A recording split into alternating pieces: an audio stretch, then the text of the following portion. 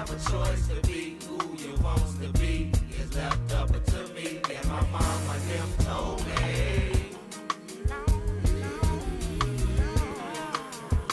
I'm so tired, been so long, struggling, hopelessly settling for the day. KBLA Talk 1580. So pleased to welcome into the space some folks that can talk about generational wealth from a personal standpoint. You've met Kavon Ward before. She's an award-winning spoken word artist. You might not know that. She's also an activist, and she has shared stages with gospel artists like Hezekiah Walker, Patti LaBelle. She won at the Apollo Theater. All these things I did not know about you, Kavon Ward. She is also the leader of Where Is My Land?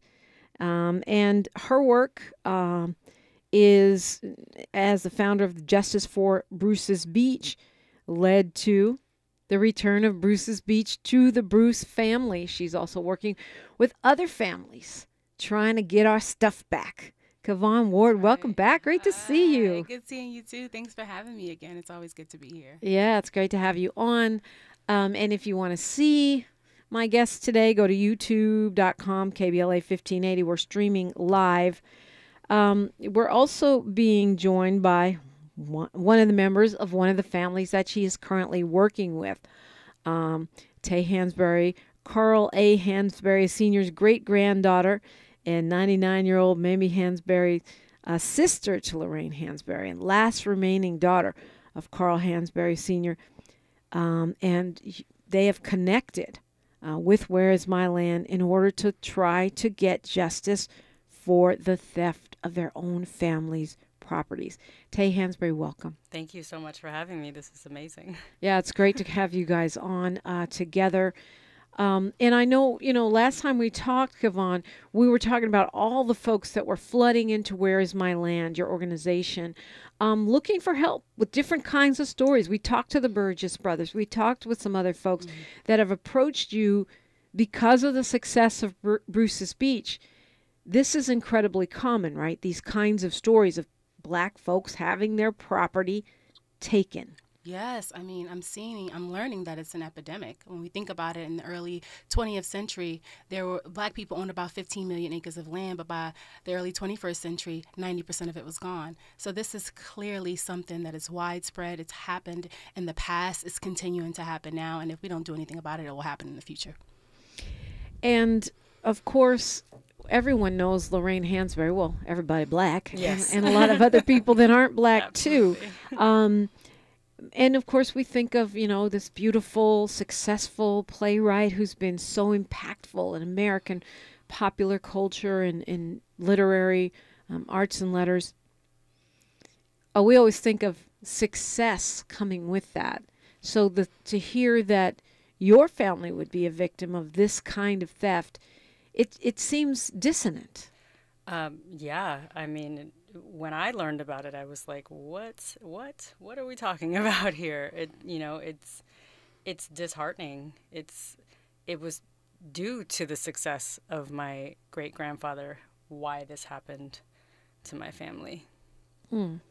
So let's talk a little bit about that. What happened? I mean, what is the story? How did the family of the playwright who wrote like Raisin in the Sun and your very successful great-grandfather end up getting ripped off? Well, my great-grandfather, Carl Hansberry, he was a very successful real estate. I like to use the word mogul, or real estate entrepreneur, Black man in Chicago with a beautiful Black family, and built his wealth from the ground up, and was pretty good at it, and he's known as the father of the kitchenette, which is in A Raisin in the Sun. The play, that place where they live is a kitchenette. So that's where she got that from.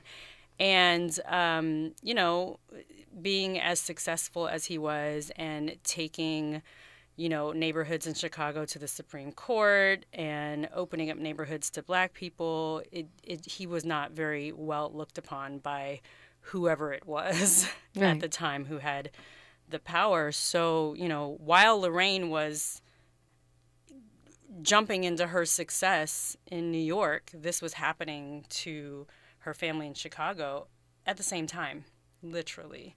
And, just little by little, I always say whoever it is, because we're still working on who that is that kind of did this, made it so my family couldn't keep up with their properties or couldn't get loans or couldn't, get anything to keep up with the code violations they were getting on their buildings. And eventually there's so many, there's a point where there was like $200,000 worth of code violations on one building. And this is in the 50s.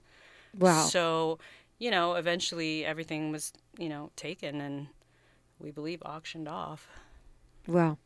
How did you guys connect, Kavon Ward? Well, Taye and her beautiful family reached out to us about, almost a year ago? Yeah, about a year ago. And asked us to help. She saw the success of the Bruces, and she wanted to know if we would be willing and able to help her and her family. And so we said, yeah. I mean, I know you have folks reaching out to you.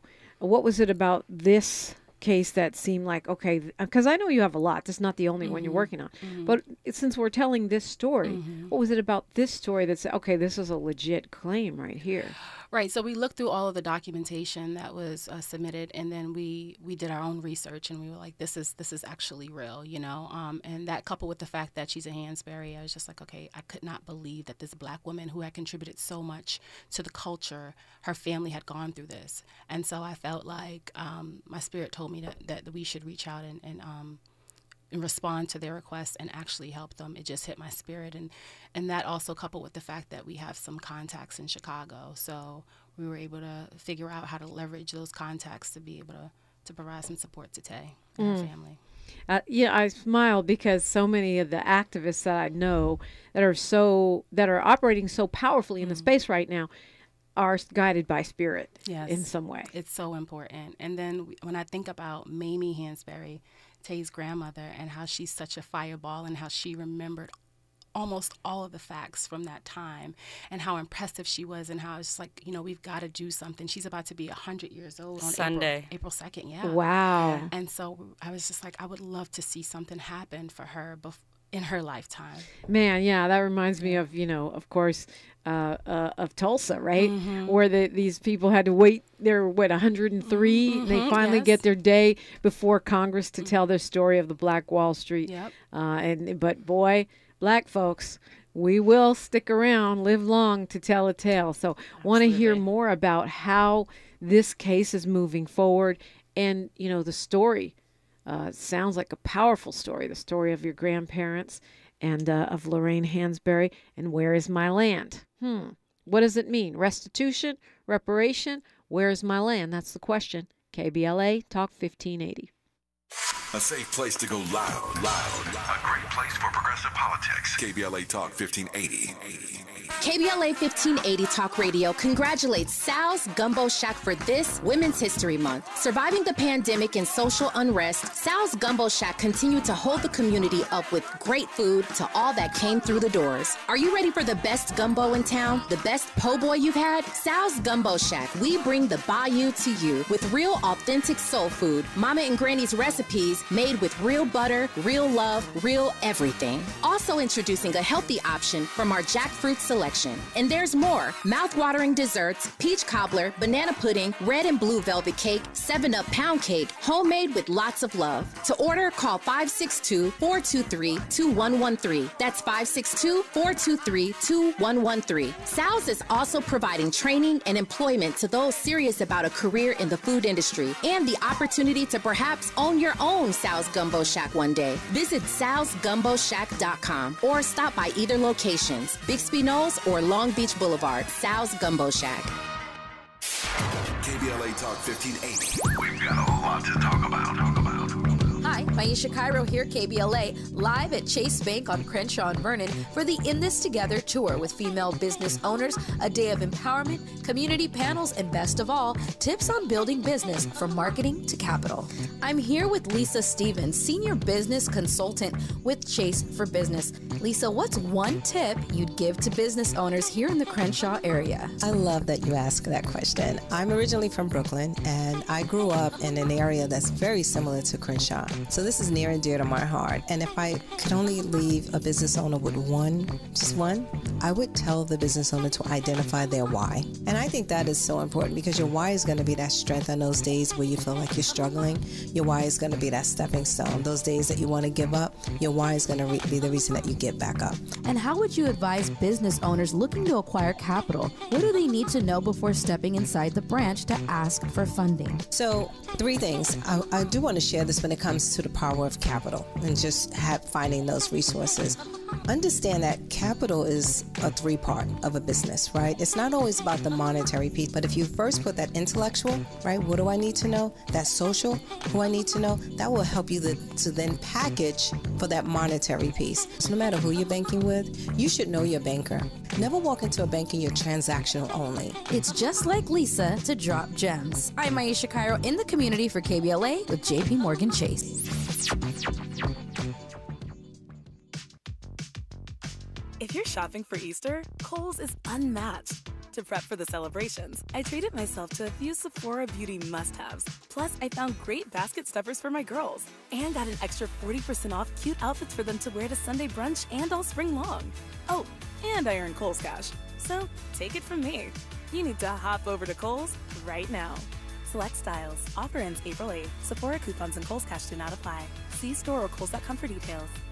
Thanks for waking up with Dominique DiPrima on KBLA Talk 1580. Appreciate you. Taye Hansberry is here with us, as is Kavon Ward, and I want to delve a little bit more into this story because I think it's really powerful and also interesting because one of the things I hoped would happen from the Bruce's Beach success that you had was this domino effect, right? Whether it be eminent domain and black people who are moved out of the way of freeways, or whether it be, folks who had their stuff burned down, people who people run off their land for all kinds of reasons and excuses, that we'd start to see a domino effect. And it seems that we are.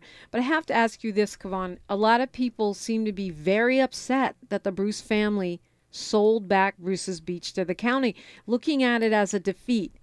I myself, I don't see it that way because they wouldn't have anything to sell back to the county had you all not pursued them getting back Bruce's Beach. But how do you feel? I mean, after all the work and all the tears and all the, well, I'm assuming tears, I would have been crying. All the struggle. How did you feel? Did you take that? How did you take that? I mean, I think it's all about positionality. And from the position of an activist and someone who started the movement to get the land back, I was disappointed that they sold it because I was hoping that Charles and Willa Bruce's vision would be realized. And then I'm also of the belief that at the very least one plot of land should have been held on to so that something could be done for more black people to take up space in a very anti-black city. So from my positionality, I was very disappointed and upset.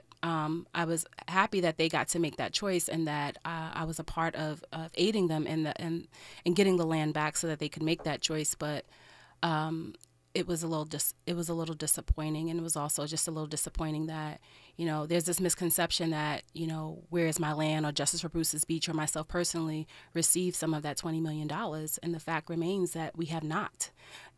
Despite there being a commitment to $1 million, we have not received a dime from the family. And so I think there's some disappointment there as well, because at the very least there was an expectation for them to invest in the movement that essentially helped them get their land back. I did not know that part. That is disappointing. And I love the idea of there having been at least a little spot of land where there could be a giant monument or something, or, I don't know, something. But so I can, receive that disappointment, and I'm sorry that you're going through that. I feel like maybe at some point, they'll evolve to be able to make good on that promise. But I still see it as a victory, because had you not gotten the land back, there would be no $20 million. There would be nothing. Absolutely. And yes, absolutely. And yeah, hopefully they evolve. But if not, we still got work to do. We got to keep it moving. Yeah. And keep it moving. You are. I mean, you are tireless. It's amazing how these mamas still get all this stuff done. We be mamas, but we still be getting stuff done. If you want something done, ask a busy person. They will get it done. Taye Hansberry, you said well, Kavon said you heard about Bruce's Beach and then you reached out to her. So tell me that process. I mean, first of all, your discovery of what happened with your family, and then connecting the dots to Where's My Land. Yeah, I've sort of heard about this from my grandmother and my family throughout my life, but like little bits, little chunks. But as a child, you don't really understand what you're hearing. And I'd say about 3 years ago, I started to really kind of understand. And I was thinking about buying some property in Chicago and came upon this lawyer who basically told me that once a property in Chicago is auctioned off, the money from that auction is supposed to go back to the original owner. And that just I said, wow. Wait a second. I didn't, wait, what? I know that didn't happen for my family. So that kind of that's what sparked it. And I thought, me being who I am, I'm going to go do this on my own. I'm going to go out to Chicago. No, that did not work. So a friend of mine in Chicago actually sent me the Bruce's Beach Instagram page, and I was like, oh, and I think I reached out to you. Listen, they don't just take in, they're just not like, everybody come into the pod, they were like, oh, okay. They made me really, really prove myself and my family's story to them, which I actually really appreciate. But I'm a little tireless as well, so I was not taking no for an answer, basically. So that's how we connected. And then we went out to Chicago, was that in October of last year. And that's kind of how this has gone. I know this is going to be a long, not easy process. The part of myself that's like, hopeful is like, oh, this will be super easy, and maybe, but I've prepared myself, and, my goal is for my grandmother to actually see some type of action and restitution for, this actually happened to her, Yeah. So, her brothers are no longer here. Lorraine is no longer here. She's the only remaining child. So, yeah, that's my goal. I mean, that's wild too, because unlike Black Wall Street or even Bruce's Beach, there was no living person to connect to. Well, actually, in Black Wall Street there was, but they were very little. They were like 6 or something. Yeah. Now, you're talking about someone who lived through it and was conscious of it. Absolutely. She was, my great-grandfather, their children, Lorraine and all the children, were very active in the business. They were never kind of pushed to the side. They learned how to do everything. And then when he died, they took over. So this was their business, their property. In the process of, vetting you, of Where's My Land, vetting you and your family's story, did you actually end up learning more about what happened to your family? Absolutely.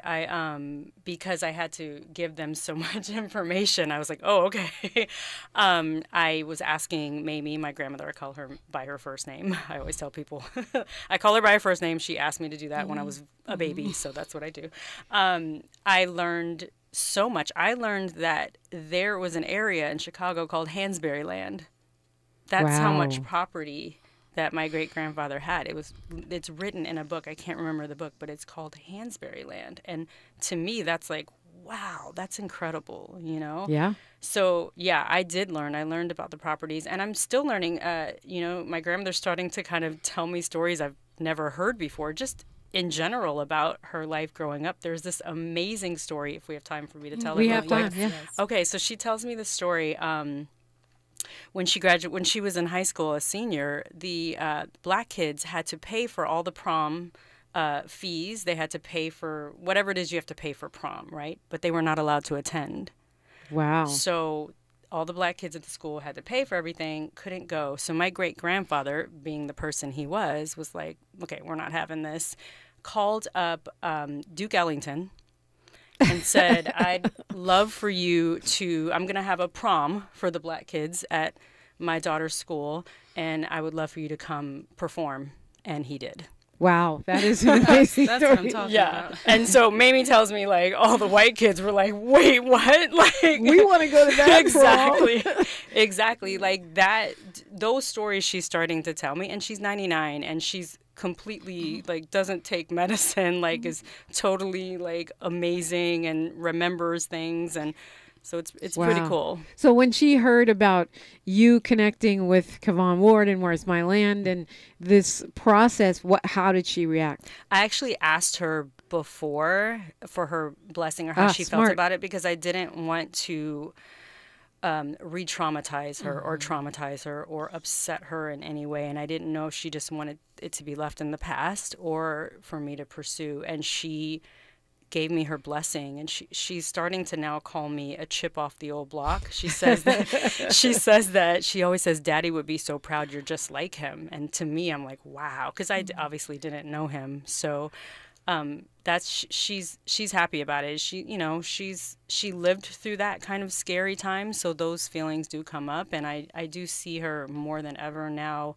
When she's talking, when I'm asking her to tell me stories, I can see her really thinking and reflecting on it, and it's upsetting for her, but at the same time, I think she's very happy.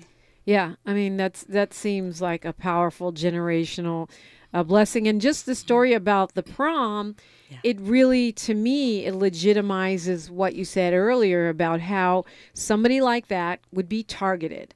Now there's a Hansberry land, and now you're like, F you and your prom. We're going to have the Duke Ellington prom over here.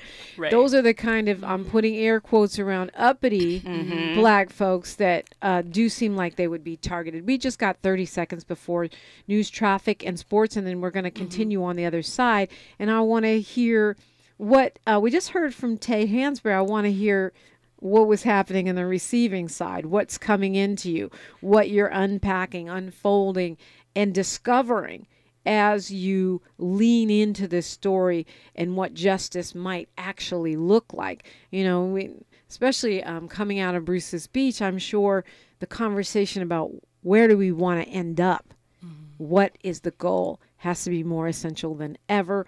We're talking with Kavon Ward and Taye Hansberry on KBLA Talk 1580. More of First Things First with Dominique DiPrima when we come forward. I'm Mike Moore. Here's the latest from the Black Information Network. We're now learning that at least 9 soldiers are dead after 2 Army Black Hawk helicopters crashed on a training mission in Kentucky.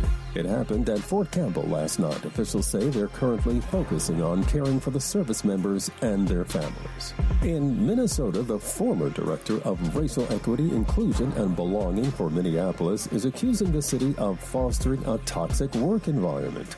African-American Taisha Green claims in a 14-page memo 2 city leaders later shared with Care 11 TV that the city perpetuates a racist anti-black work culture.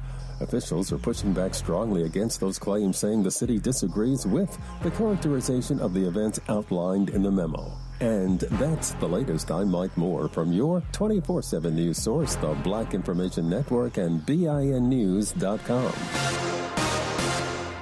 It's showtime. Join us at the Bart Hall Show, March 29th to April 2nd at the Long Beach Convention Center, presented by Progressive, and celebrate 75 years of Hall Show excellence, the leader in outdoor recreation since 1946. Go to hallshows.com. Hallshows.com. This is the KBLA Sports Minute with Ray Richardson. Both of LA's NBA teams get it done on the road last night. The Clippers win by 9 in Memphis, a season-high 36 points for Russell Westbrook. Kawhi Leonard sat out for personal reasons. The Lakers win by 11 in Chicago, 25 points for LeBron. Are you ready for some baseball? The Dodgers are at home tonight against Arizona for their season opener. Get ready for quicker games this year with the new pitch clock. Pitchers will have 15 seconds to make their throw to the plate with the bases empty, and just 20 seconds with runners on base. No debates, no speculation, just the info you need. That's your KBLA Sports Minute. I'm Ray Richardson. This sports report was brought to you by Original Taco Pete. It's Aaron from Original Taco Pete. Let us cater your March Madness munchies. Order with us at Original Taco Pete on Grubhub, Uber Eats, DoorDash, or stop into our Slauson and Crenshaw location. We'll feed you soon.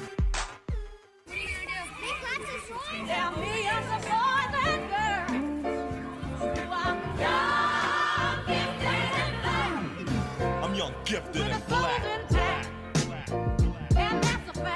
KBLA Talk 1580, we do more than just talk. Hey there, I'm Jared Hill, president of the National Association of Black Journalists of Los Angeles, and I just want to say thank you for the benevolent $10,000 donation in scholarships for the next generation of black journalists. And I'm Haywood Galbraith, photojournalist and founder of the Minority Photojournalism Institute. Thanks, KBLA, for your generous $10,000 scholarship gift to help us train the next generation of black photojournalists. Congratulations to all the students who will benefit from the scholarship dollars raised at our Black History Month luncheon, honoring black legends in LA media. When we come forward at KBLA Talk 1580, we're bringing everybody with us. Everybody with us. Everybody with us. KBLA Talk 1580 congratulates U.S. Olympic gold medalist and Hall of Famer Jeanette Bolden Pickens, owner of the 27th Street Bakery, during this Women's History Month. 27th Street Bakery sends a huge thank you to the community for all its support during the pandemic, serving the Los Angeles community with their signature sweet potato pies since 1956 and third-generation baker. The goal has never changed. Keep the business thriving for generations to come. Made with the freshest ingredients in each yam peeled by hand. 27th Street Bakery puts the home back in homemade with its signature vanilla added to all its amazing products. Pies, cakes, cobblers, tea cakes, and the newest item, creamy sweet potato cheesecake. Call 323-233-3469. That's 323-233-3469. Have your order shipped by visiting 27thstreetbakery.com or stop by 2700 South Central Avenue, Los Angeles, California, 90001, Tuesdays through Saturdays, 8 to 4. Hi, it's Lynn Richardson with the Millionaires Roundtable. Have you heard about Lendistry? Come on now. Lendistry is a national black-led small business lender that is headquartered right here in LA. Once you've started your business, Lendistry provides flexible financing options starting at $50,000 to help you access the affordable capital needed to grow. Whether financing is needed to increase working capital, acquire a business, purchase inventory and equipment, or refinance debt, Lendistry has a solution for you. Lending products range from traditional business term loans and lines of credit to SBA 7A loans and commercial real estate financing. Lendistry's pre-application process is simple and does not impact your credit score. Visit lendistry.com/KBLA. That's LENDISTRY.com/KBLA to learn more and get started with an application right on the website. Yes, we do have availability. Those dates for how many guests? Andrea's Boutique Hotel is the destination to tie the knot. Oh, you want the whole property? She needs an assistant to catch the bookings bouquets. 249 guests, huh? Oh, and 3 dogs. Indeed can help her hire great people fast. I need Indeed. Indeed you do. We instantly connect you with quality candidates whose resumes on Indeed match your job description. Visit Indeed.com/credit and get $75 towards your first sponsored job. Terms and conditions apply. We knew you'd stick around. This is LA's home for progressive talk radio.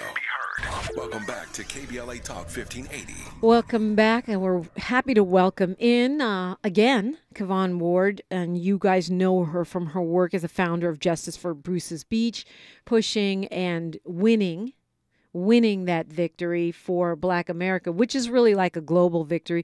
She's here, the organization Where Is My Land? It has been her baby these days. And we're also being joined by Taye Hansberry. She is let me get this right, the great-granddaughter of Carl A. Hansberry, the founder of Hansberry Land in Chicago, and also the great-niece of Lorraine Hansberry. And you just were sharing the story of how you discovered and then brought to Kavon Ward and Where Is My Land all the generational wealth that was seized, stolen, robbed, whatever, from your family. And I want to hear now from Kavon Ward how you received this, how the pieces came together of this puzzle. Well, initially, when the team brought it to me, they were like, we should do this. We should do this. And I'm like, oh, we have a lot going on. I'm still trying to build the infrastructure of this organization. Let's hold off, because when we hit them up and when we go back to them, we want to have it together. And then maybe a month later, the team was like, no, Kavon, we really need to take the Taye is not, like, she's not letting up. Like, we really need to at least take a call with her, And I was like, okay, fine, set it up. And then we met in Marina, right, for lunch. And we just hit it off instantly. And it just felt like I had known her for years. The conversation just flowed. And then she started telling me more about her family. And like I said, Spirit just said, you know what, go for it, go for it. And we did. And so we started, instructed the team to get all of her documentation. Our researcher, she found some more stuff. We put together a research summary and report. And then our goal was to really amplify what had happened to the family and their story through media and social media, right? That was the initial phase. And now we're working on deeper advocacy. We don't want to go into detail in terms of exactly what we're going to be doing, because the city of Chicago is pretty corrupt and we don't want to lead them on to anything. But the goal is to ensure that she has the aid she needs to be able to negotiate certain terms if necessary, and to delve deeper into strategies that might be able to help and get the right people on board to assist in what it is we're going to do. So what are we talking about here? Like Bruce's Beach, there's a beach. Everybody kind of knew what it was. It was supposed to be a resort, and it was this plot of land.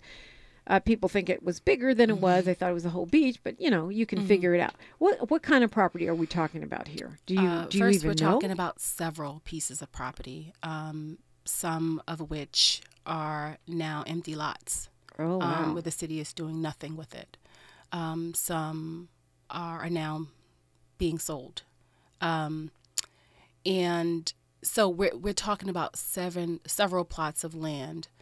And Taye, I don't know how much deeper you want to go into answering that question. Yeah. So, we're not talking about like single family homes. We're talking about giant buildings, that housed many people. Like if you look at an apartment building, it's the equivalent of that. A lot of them were huge buildings. And so this was like income property. This wasn't like, oh, my house was taken. This was my business was taken systematically, little by little. And so, it was several properties. We're still kind of working on exactly how many my grandmother remembered, off the top of her head, several of them, but there's probably more. She's 99, so we're still looking into that. But, I want to stress this is, when people hear or think of, oh, my house was taken, this was a business that my great-grandfather had built and afforded them a very, very nice lifestyle, which would have turned into generational wealth. Who knows what my grandmother and her brothers would have bought further if they had not lost all their money, all their belongings. And when we say lost everything, they didn't just lose the properties. My grandmother she left Chicago with nothing, no clothes, no money, nothing. All the siblings did. Lorraine, again, was in New York. In New York, right. So that was, and, it kind of turned where they were taking care of Lorraine, but then Lorraine had to kind of step in and help because she was, doing her thing. So, yeah, this wasn't just, oh, the property was taken. I think, we have to liken it to, if a neighborhood burns down, right, and you lose all your belongings in your home and everything you've ever known, it's the same thing, except they could see the stuff. It's there, right. But it's no longer theirs. They can no longer touch it. Exactly. Can I just add something? Absolutely. I think it's also important to talk about how community was taken. Carl was very adamant about ensuring that Black people who were migrating from the South had affordable spaces to live, which is why he set up the kitchenette model so he could fit as many Black people in those buildings as possible so that they were not unhoused. And so I think when we think about property being taken, yes, we think about the business enterprise that was lost, but what about the community? You know, what about all of those families who relied on each other to keep one another afloat? You know, when people didn't have jobs, they knocked on their neighbor's door and the neighbors lent them whatever they needed. You know what I'm saying? So they were very much a tight-knit community and several different neighborhoods, correct? It wasn't just in one neighborhood. Absolutely. There were a couple of neighborhoods where he bought property and he used it to house African Americans so they wouldn't be unhoused, you know? Yeah. So I think the most important part about this is that he didn't just take it from a family and, you know, they didn't just take a business from a family or a man. They took the neighborhood and the community away from Black people who needed it. And the possibility of future from not just my family, but Mamie talks about how, you know, if a parent was sick in one of their buildings, one of the siblings or someone went to go get their child to take them to school because my great-grandfather thought education was like the most important thing, which it is. If you don't have the education, then you can't move forward. So that kind of thing was also, you know, stripped away. And I like to use the word stripped away because it was stripped away, you know.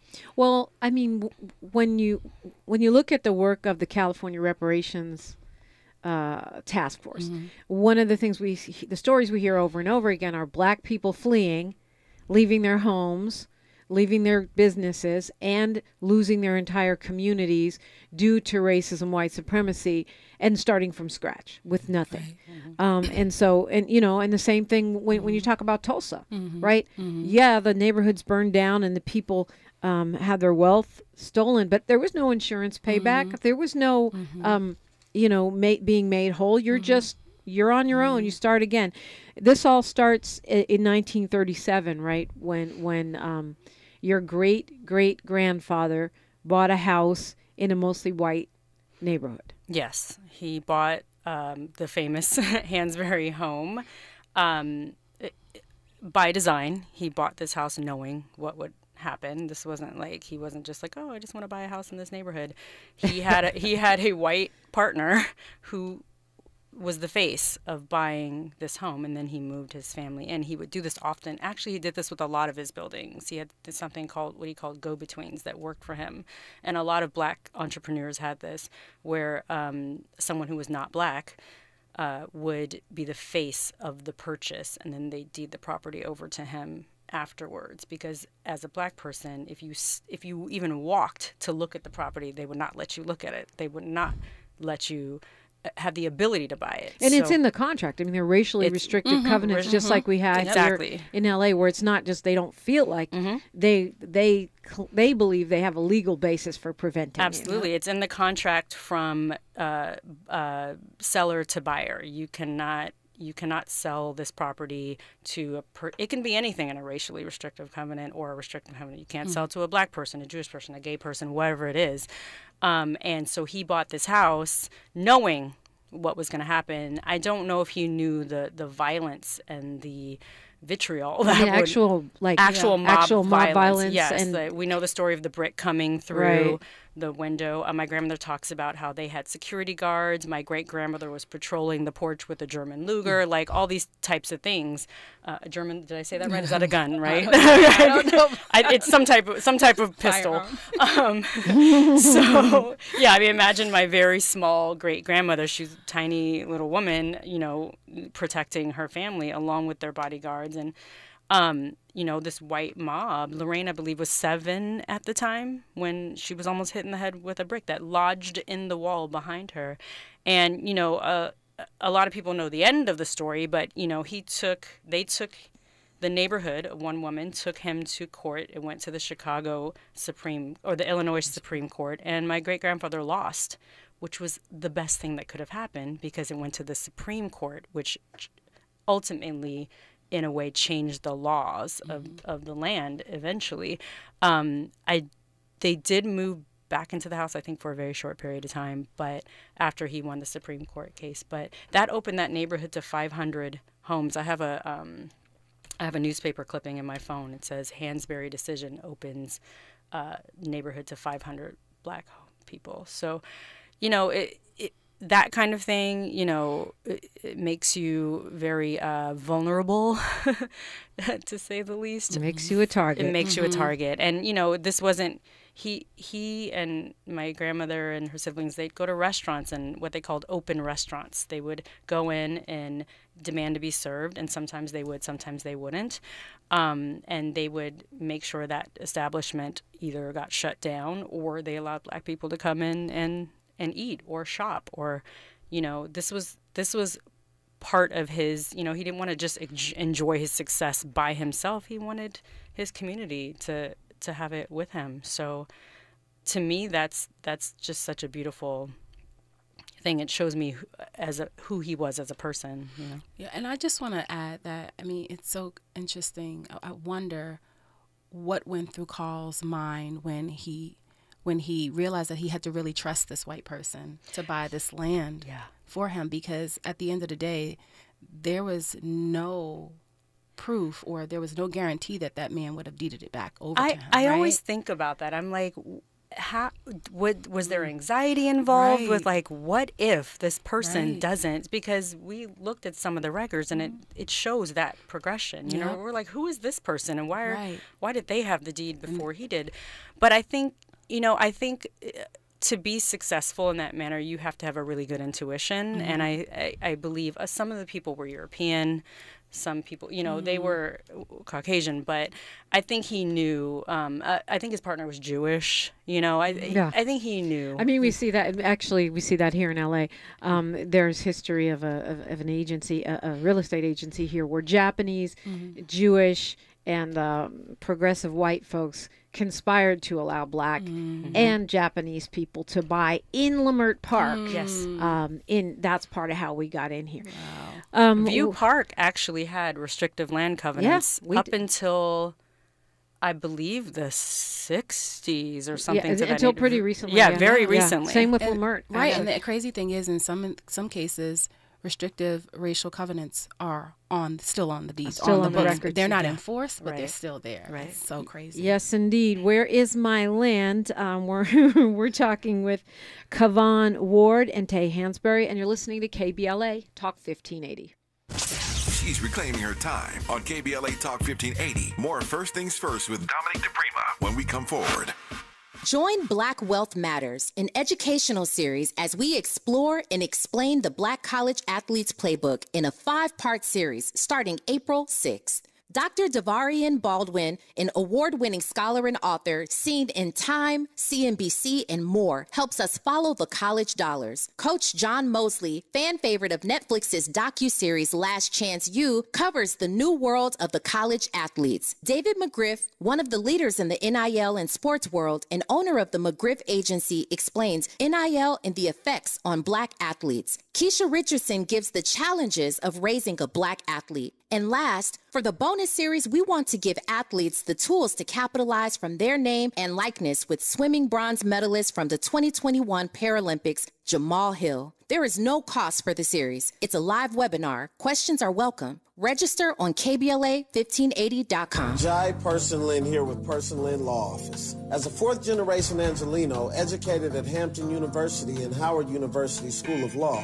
I understand the importance of upholding your human and civil rights whenever dealing with law enforcement. Whether facing a misdemeanor, felony, or infraction, I'm here to ease the stress and uncertainty that comes with an arrest or criminal charge. My team is dedicated to providing the best legal representation, and we will work with you at every step to ensure you are fully informed and your rights are protected. With nearly 2 decades of experience and a long track record of success, I will work diligently to ensure the best possible outcome. Call me as soon as you're aware of police contact at 424-261-2075. That's 424-261-2075. Person Lynn Law Office supports the right to a fair trial for Los Angeles Council member Margaret Lee Thomas. Heard any other talk radio lately that sounds anything like this? We didn't think so. You're listening to Unapologetically Progressive KBLA Talk 1580. restitution, give me back my stuff. We're talking to Kavon Ward and Taye Hansberry. Kavon, how can we help this movement? We just heard you never got the $1 million, or you haven't got it yet. Keep hope alive. Oh, okay. And the disappointment, which is understandable over that sale of Bruce's Beach, but nevertheless, you made history. That's right. And a lot of us that are encouraged and just inspired by your work want to help. How can we help? Well, definitely go to our site, www.whereismyland.org. There are a bunch of petitions folks can sign. Donations are welcome. Volunteers are welcome. And just amplifying the stories. Go to our social media accounts on Instagram. It's Where Is My Land across all platforms. Share, support, and donate. And ultimately, I mean, do you see the trajectory of your work? 1 more, 10 more, 100 more victories. We have about 700 submissions, and I see victory, I would say, in at least 500 of them. Woohoo! I would jump up. It may take some time. I might not land right, but that's amazing. And I think all of us are tasked with making, helping to make that happen, especially those of us who like to complain about, the way we get robbed and jacked and how Black folks don't build generational wealth. Well, we've built it and had it taken away and had to start again, had to taken away and start again. And the more, we hear about your great-grandfather, the more it seems likely that he would have been targeted for revenge. Like, Absolutely. Take us to the Supreme Court, will you? Forced integration of neighborhoods, will you? It seems like this is almost, for you, like, Taye, an ancestral mission. Absolutely. I want my ancestors that are looking down on me, my great-grandfather and Lorraine and my grandmother's brothers, to have an inkling that, some type of justice for the wrongs that were done to them will be righted. Righted? Is that a word? I think it is a word. Yeah, I think it is a word. Righted. Can I also say, I always hear Kavon is so humble, and so, donations are welcome. Donations are absolutely needed. This is actual work she is doing. She employs people. Like, I think we forget, yes, it's great that Bruce's Beach got their land back and there was a victory there, but you cannot have more victory without financial backing. And I think we as a people really need to understand that you have to have the financial backing to do the groundwork, the dirty day work that Kavon and her team do. Right. Because if it was easy, everybody'd have their land back. Exactly. Yeah. And that takes a lot of money. Yeah. So please donate. She I do. Thank you, Taye. Yeah, no, it's good. Great point. When we come forward, we'll have just a few minutes before we pass the microphone to Tavis Smiley. I want to give you each a couple of those minutes to share something that you need us to think about today, this week, this year, and maybe the rest of our lives. It's KBLA Talk 1580. The station you turn to when you've had it up to here with cultural incompetence. KBLA Talk 1580. KBLA Talk 1580 celebrates Women's History Month, spotlighting women leaders in our community who are creating positive change. This KBLA Women's Leaders Series spotlights Tina Sims. Please meet Tina Sims. Tina has been with Walmart for 10 years when she started as the department co-manager. To truly understand the culture of Walmart, Tina was asked to be placed in a role where she could learn the day-to-day business as a leader and to understand the people segment of the company. Tina was promoted to co-manager in a $100 million store and placed as the overnight co-manager. Mastering the process, she was promoted to fresh foods and consumable co-manager. Tina feels learning from associates who understood the Walmart brand accelerated her career and was appointed as the market champion for fresh foods and consumables. Tina has spent time learning the process and expectations of her department and has shared her knowledge with the entire market. Tina continues to be a student of the business to better herself as a leader and to help others advance their careers. Tina has been a store manager now with Walmart for 6 years. KBLA and Walmart salutes Tina Sims. Law Office of Jay Blacknell understands the stress and anxiety that comes with legal issues. That's why we support the right to a fair trial for Los Angeles Councilmember Mark Willie Thomas. Do you have a criminal or civil rights matter? If so, please give us a call at 310-469-9117. Gotta stay fresh, ma. House shot with a rest bar, shot with a rest bar, shot with a rest bar. Have you visited us online for the grand opening of KBLA.store? For the best in new merch, gift ideas, books, media, and more, log on to KBLA.store. Be sure to check out our KBLA team favorites at KBLA.store today. That's KBLA.store for all the official merch on your favorite talk radio station, KBLA Talk 1580.